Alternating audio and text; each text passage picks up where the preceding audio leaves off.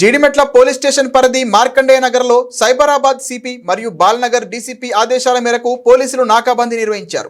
ఈ నాకాబందీలో 50 మంది పోలీసులతో తనిఖీలు చేపట్టారు. బాల్నగర్ ఏసీపీ నరేష్ రెడ్డి మాట్లాడుతూ వాహనాలకు సంబంధించిన పత్రాలను మరియు చోరీకి పాల్పడిన వాహనాలు ఏమైనా ఉన్నాయా అని తనిఖీ చేయడం జరిగింది. మైనర్లు వాహనాలు నడిపేవారిని, వాహనాలకు ఎలాంటి పత్రాలు లేని వాహనాలను సీజ్ చేయడం జరిగింది. నాకాబందీ ముఖ్య ఉద్దేశం ప్రజల్లో ఒక ధైర్యాన్ని పెంచడానికి నాకాబందీ ఏర్పాటు చేశామన్నారు. ఈ నాకాబందీలో Jeedimetla CI Mallesham, Jeedimetla DI Kanakaiah, DSI Shyambabu మరియు ఎస్ఐలు సిబ్బంది పాల్గొన్నారు.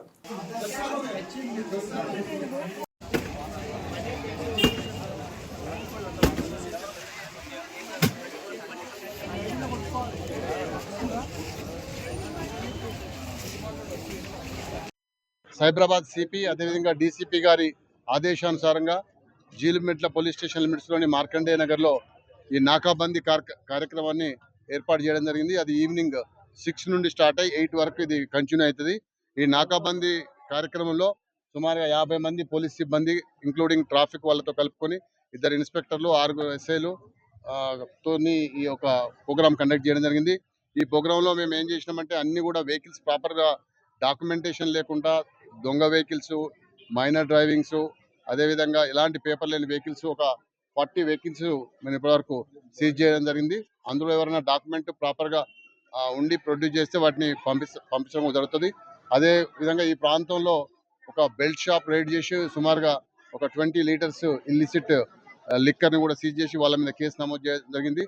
అదేవిధంగా ఈ ప్రాంతంలో ఉండే ఒక 10 మంది క్రిమినల్స్ను చెక్ చేసి వాళ్ళ కుటుంబ సభ్యులకు కౌన్సిలింగ్ ఇచ్చి వాళ్ళకు కూడా కౌన్సిలింగ్ ఇచ్చి మళ్ళీ ఫర్దర్గా ఎలాంటి నేరాలు జరగకుండా ఉండాలని చెప్పి వాళ్ళు ఏ విధంగా వాళ్ళ జీవనం కొనసాగిస్తున్నారు అనేది పూర్తిగా వివరాలు అడిగి తెలుసుకోవడం జరిగింది.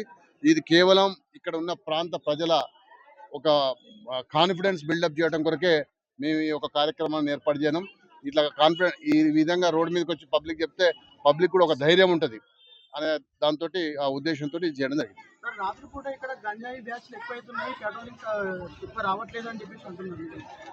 అట్లేం లేదండి, మేము ఆల్మోస్ట్ ఎవ్రీ ఆల్టర్నేటివ్ డేస్ ఇక్కడ గాంజాకి సంబంధించిన మన దగ్గరనైతే పెడ్లర్స్ అయితే లేరు, ఓన్లీ కన్జ్యూమర్స్ మాత్రం ఉన్నారు.